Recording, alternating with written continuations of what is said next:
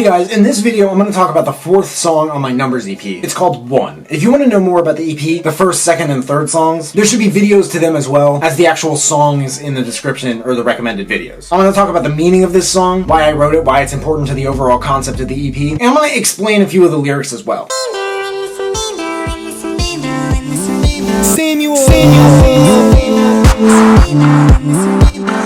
One is the personification of the bright side of your subconscious mind. It's the rainbow, the sunshine, the light at the end of the tunnel, the most powerful part of each of us, and a few of us realize that we even have the ability to control it. This song is a message from my one to your one, and that message is that no matter what happens, I'm here for you. When you get a hold of this message, do not let go of it. It will stay inside you forever. And someday, maybe even today, you will be there for yourself. I'm also comparing myself to the one, saying with all my flaws and conditions, I, Samuel, am the collective mind. As I like to say, it's not as much meant to be sort of like an egoic thing. It's really like a purpose I hold myself to, or like a standard. I expect of myself to meet this power that other people can understand and use to their advantages in life. And the one is the type of shit that cannot and will never be stopped. It's an unstoppable force. The only thing other than one is zero. And this EP is also really meant to sort of emulate the infinity of numbers between 0 and 1. You know, there's 0, 0.01, 0.001, etc. The deeper you get into this EP, the more it may or may not pop out that the song structure becomes less granular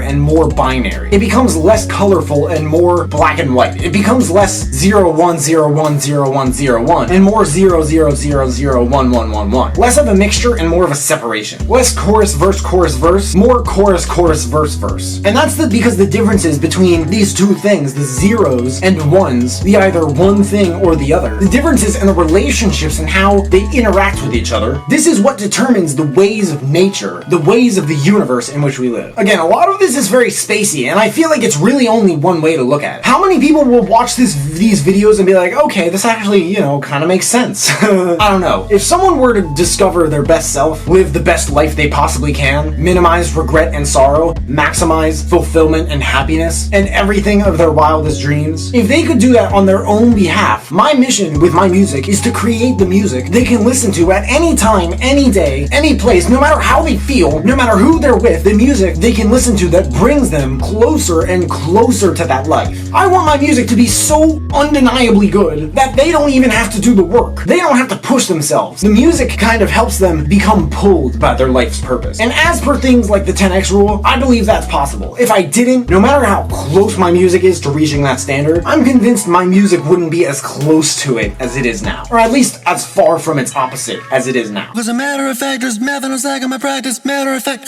I used to stop in 11th grade trying to fathom didactic. Everyone has that year of high school where shit just hits the fan. Mine was 11th grade. I remember math was so complicated. I don't even remember what kind of math it was. I just remember looking at the homework and I would cry just feeling so overwhelmed. For some odd reason, I take a lot of pride in the fact that I haven't cried in 5 years. It's been that long, and I look at lots of events in my life wondering why I don't allow myself to experience them as deeply as other people might. It's almost as if to cry is like cutting off my arm and feeding it to this ocean with a whirlwind of piranhas. And I look at all these armless people drowning into it, and none of them can help each other, and I'm like, what the fuck? It's like crying is that one thing that really makes me feel helpless. It's so weird because it lets your guard down. And is vulnerability not power? Isn't it powerful letting others know how you truly feel? But vulnerability was always so absurd to me. I could tell someone I love them, but do I actually love them? How do I know? Like, how do you prove that to someone? If you prove it to them, are you proving it to yourself? If you prove it to yourself, how do you know you're proving it to them? The meaning of love comes up, and it's like, how can I exactly tell?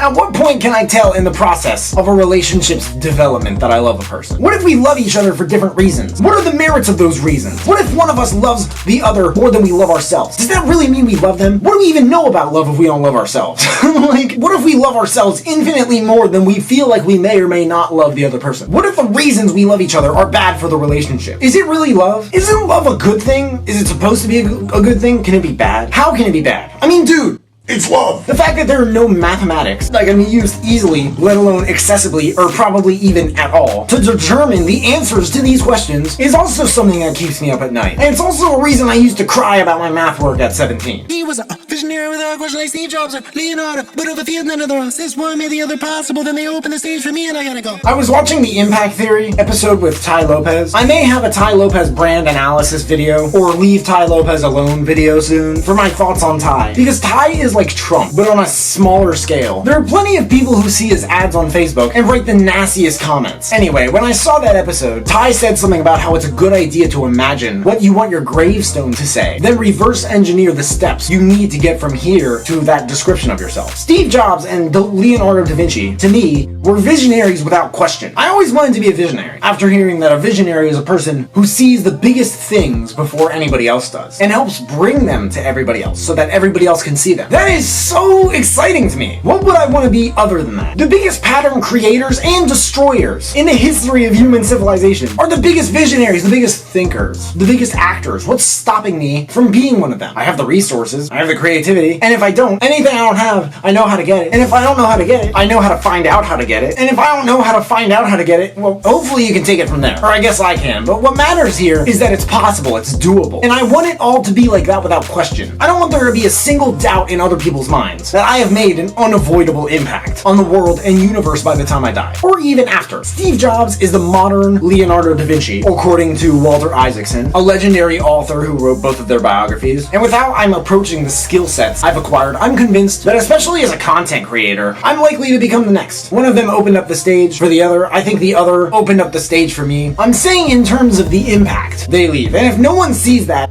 that's okay. Not everyone is a visionary. Actually, I don't know. I feel like everyone is in some way or another, to some degree. But of course, I feel like to make things like that happen, you need to be one. And you need to use one, because doesn't it take one to create one? So that's what I have to say about my song One.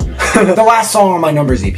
I know that last part sounded extremely egotistical, but I don't know if I'm ever that egotistical in my music. And I feel like every now and then, especially as a rapper, it's, you know, in a way, it's okay to be like that. Just, you know, for one song. Maybe not. But that's what I have to say about my song One. If you guys haven't heard it or the EP, it can be found somewhere around my face at this very moment. Let me know what you guys think of it. Let me know what you guys have to say about it. All feedback is appreciated.